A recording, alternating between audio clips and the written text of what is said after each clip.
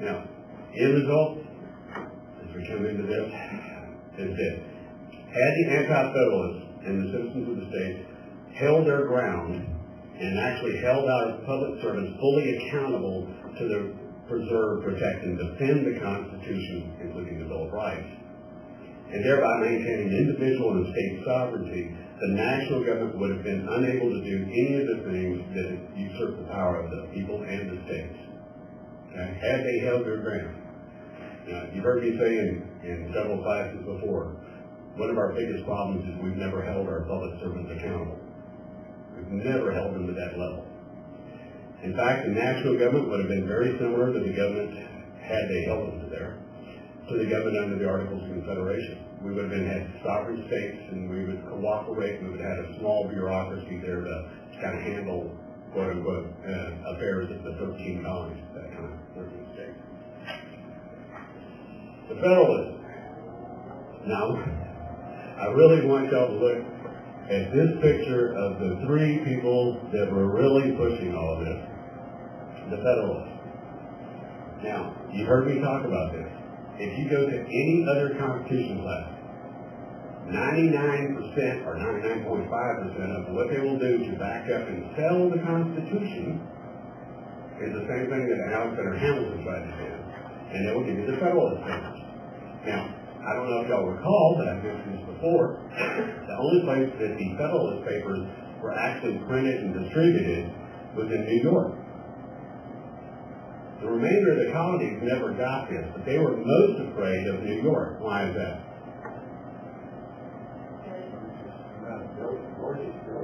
It was one of, remember, Rhode Island's delegacy, left completely, and half of New York. And New York had a large population at that point in time, so they knew that if they did not get New York, it was over. Okay? So these three men started writing this. Now, the anti-federalists, in rebuttal, started publishing to all of the colonies across the board. It wasn't just New York. They were going out to everyone.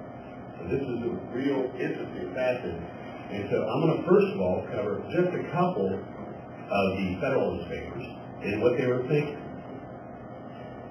You'll get a real good idea about where they were coming from. Okay?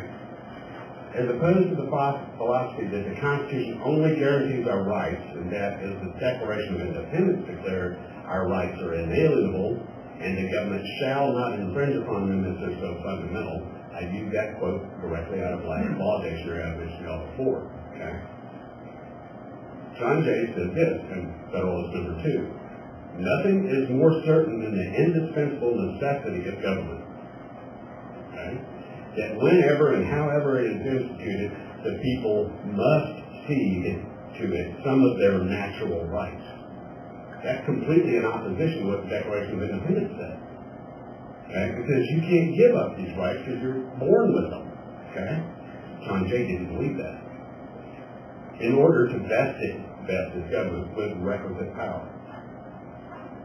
Also in Federalist number 2, the colonists of every state came from very different backgrounds. We've talked about this before. They came from different cultures and different belief systems. They held in great esteem across the board the way that they were able to self-govern. They were all different, so they wanted to handle things in their own fashion. Okay? And they held that in real high esteem. Something they never experienced in the countries that they migrated from. Okay? They're all minorities that were oppressed in the countries they came from, so they were never able to go ahead and establish this, for instance, the Quakers, they were, completely condemned in the countries they came from, okay? They were, when the Anglican Church was the only form of religion in England, if you happened to be a Protestant, what happened? You're ostracized, you were shut down. The king controlled your income producing. He controlled your land, your property, the food that you grew, okay? Everything. And if you happen to be a Protestant, guess what? You could be brought up for heresy. So they believed something totally different. The fundamental principles of liberty and self-government were not truly held by the Federalists. And I quote John Jay again, I have often taken notice that Providence has been pleased to give this one connected country to one united people. Now, you can imagine that just kind of got under everybody's saddle, under the 13 colonies, 14 states, because they're going, well, wait a minute, we're completely sovereign down here in North Carolina.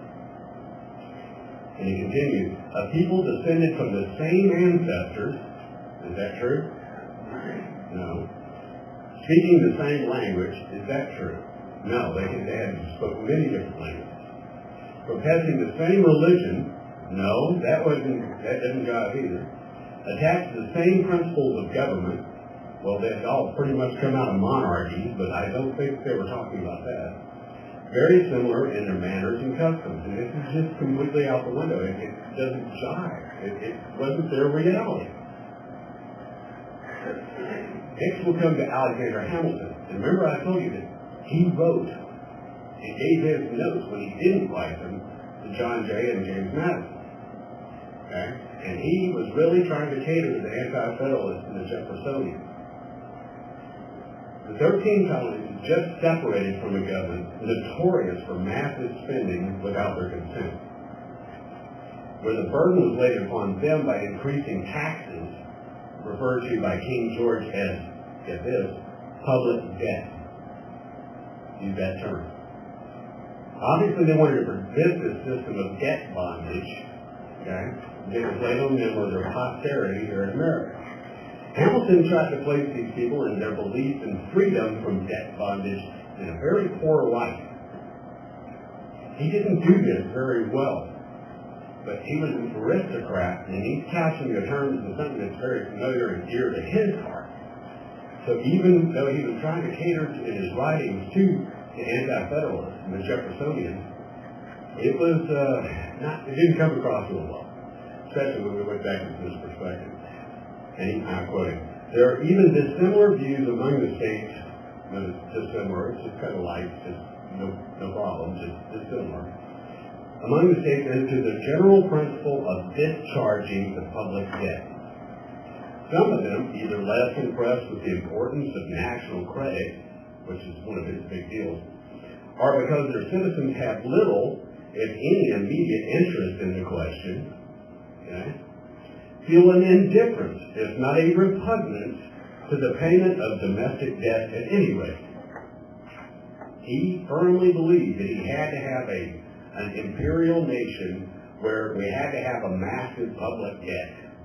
Remember, as I've mentioned before. In Federalist 11, each state, having their own sovereign economies, recognized the all-important principle of self-sufficiency. This is another thing that was a truly American characteristic. Across the board, all 13 colonies, they were extremely proud of the fact that they would step in and take care of themselves. It was considered to be almost demonized if you didn't, step out there and work hard to try to provide for yourself, your family, and then, if need be, your community to step in and, pitch in to build that barn or put out a fire or something like that. But it was all self-sufficiency.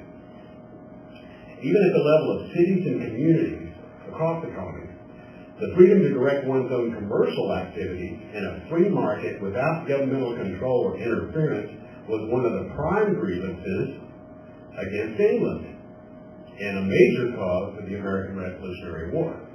Stopping all the trade, stopping them the way that they want to buy, what they want to buy, what they want to sell, all those things.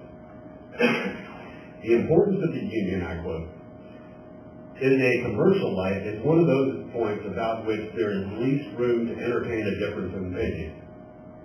Obviously, there was quite a bit of difference in opinion, and which has, in fact, commanded the most general assent of men who have any acquaintance with the subject. See, he puts down everybody. No one is as smart as Alexander Hamilton. Okay? This applies as well to our intercourse with foreign countries as with each other. So the fact is, he's trying to step up there, and he knows better than any of them the way to go ahead and handle our economy and our finances. In Federalist 21, Alexander Hamilton listed what he thought were the deficiencies of a Confederate form of government. Remember, all of these previous presidents under the Articles of Confederation were pretty much anti-federalists. They wanted, state sovereignty. And so he wanted to point out every deficiency, every problem that he could find with them. However, it's interesting to note, these same deficiencies were actually intended to prevent a national form of government with the same tyrannical powers that the colonies experienced under King George in England. We'll address several of the main issues that he raised. First one, and I quote, "The next most palpable defect of the subsisting confederation is the total want of a sanction," and by the way, see I've got it capitalized here? That's the way he wrote it. That's something we think about here, especially people typing emails. They want to emphasize something, they capitalize everything. It was almost unheard of back then, but he actually capitalized everything here. A sanction to its laws. Right? The United States is now composed, have no power to exact obedience, okay, or punish disobedience to their resolutions, either by pecuniary mulcts, by a suspension or divestiture of privileges, or by any other constitutional vote. So what is he talking about? He's talking about that he wants a way to punish any state or any individual for not following the law. That's an authoritarian government right off the top. There is no doubt in it. Also, here in 21, we'll continue. There is no express delegation of authority to them, we're talking the central government, to use force against delinquent members. And if such a right should be ascribed to the federal head as resulting from the nature of the social compact between the states, it must be by inference and construction. In the face of that part of the second article, by which it's declared that each state shall retain every power, jurisdiction, and right not expressly delegated to the Constitution and the Congress assembled. Now, that quote, in the midst of his quote, comes directly from the Constitution. He's objecting because that was the phrase that it was put in their rewriting of it. He objected to it. If we are unwilling to impair the force of this applauded provision, we shall be obliged to conclude a government destitute even of the shadow of constitutional power to enforce the execution of its own laws.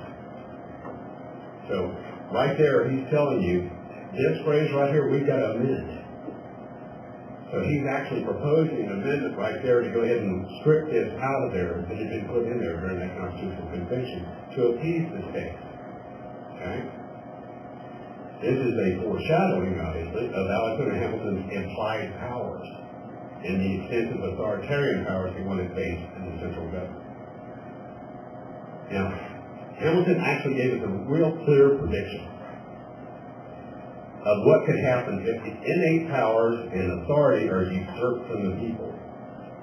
But in his paper, Federalist 21, he only points out the possibility of usurpation, tyrannical usurpation of power, at the level of the state government, not the new national government. And I quote, "A successful faction may erect a tyranny on the ruins of order and law, while no succor could constitutionally be afforded by the Union to the friends and supporters of the government. Who can determine what might have been the issue of hurricanes," talking about Massachusetts, "late convulsions," because they were having all the difficulties there, "if the malcontents had been headed by a Caesar or by a Cromwell?" And I underline this one most importantly. Who can predict what effect a despotism established in Massachusetts would have upon the liberties of New Hampshire or Rhode Island or Connecticut or New York? Now, like I said, the whole thing he's missing is, what if the national government gets out of hand? He doesn't mention any of that. The same thing that has happened. He threw in all the power at the top, expecting the fact is that would keep anybody from opposing what the central government does by its sheer power.